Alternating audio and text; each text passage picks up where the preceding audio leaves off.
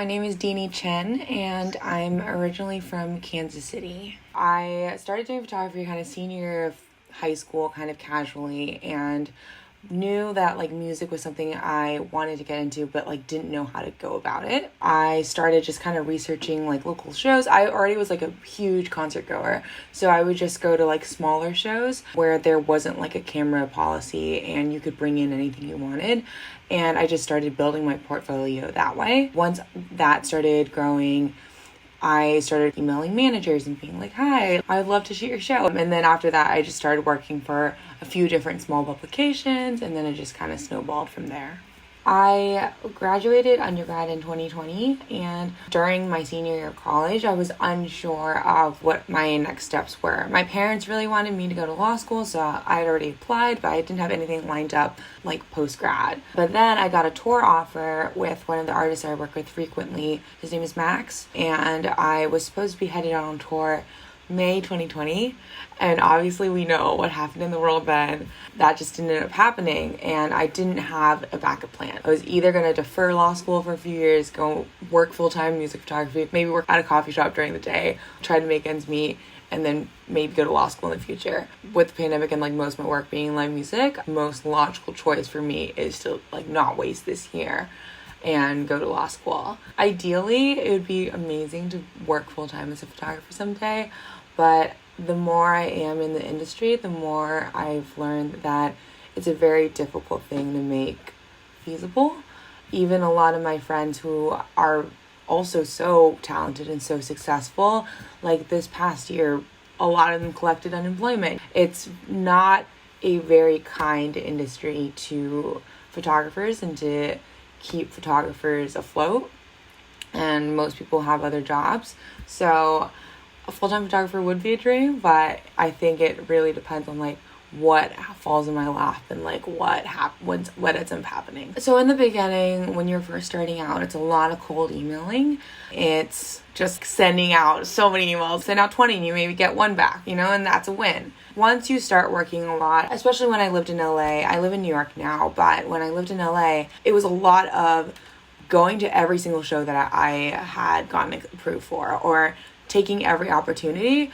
And when you're at those opportunities, you're meeting people and it's very organic. I really enjoy kind of just meeting people at different gigs, and so many of the work that I've gotten has been just word of mouth, or people enjoyed working with me, or people recommending me for stuff. For example, golf ball guy that reached out, his name is Dave. He's one half of Chromeo, but I had met him at a gig that I had shot for Max. So it's a lot about just kind of you'll, follow each other on social media, and it's just always a way, putting yourself out there as much as you can, getting your work in front of as many people as possible.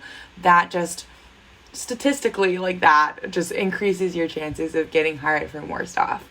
And once you've already kind of built a body of work, it's a little bit easier for stuff to flow in, but it is a lot about staying proactive and just taking the opportunities that you can. Don't care about how famous the person you are shooting. Don't shoot someone just for clout. I think a lot of people really get caught up in that. I started out literally requesting every concert that I wanted to see. Shoot artists that you're genuinely passionate about, because that will make your work better. And because you'll genuinely be excited about editing those photos. And I can tell when I shoot an artist that I'm really excited about, I work so much harder on the photos and I'm just more excited to work on them, and I think my work is better. A, I think that is a huge thing. And B, I think take into account, if you're doing concert photos, my style kind of shifts depending on what type of artist I'm shooting. I love, before shooting a show, listening to an artist's music, especially if I'm not familiar with them, scrolling through their Instagram, seeing what their image is. And when I'm shooting, that is something I do take into account. I see a lot of people who shoot everyone kind of the same, so their work is very, very consistent.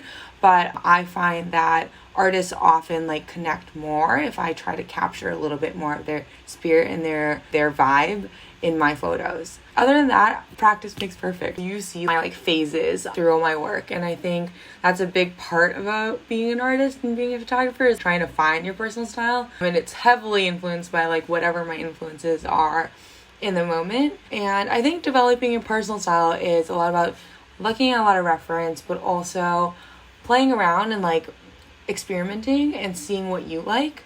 when you're in a pit with like 15 other photographers, there's a big chance a lot of you guys are going to get similar shots. And I started trying to play around with kind of my edits and seeing how I could layer things and just make my photos stand out in a way that I might have started with the base photo that everyone else got, but how can I make this so that it captures kind of the energy of the artist, but also is very beautiful and looks different than what like everyone else is trying to get. Yeah, I think it's just a lot of experimentation and just trusting your gut and seeing what you like. I'm trying to stay alive through law school. That is my main goal. But other than that, photo related, I've been on one festival team in the past, and it was like such a wonderful experience, and kind of one of my main goals to get hired by a festival and be on a festival team and get to work with just like an amazing group of photographers. Really just trying to take life one step at a time. I think I was pretty devastated when tour was canceled and when everything got shut down, and I think that was when I was like looking like too far into the future and not taking things day by day, but really just trying to get better at my work. There's always improvement to be done regardless of who you are, and yeah, just trying to get better.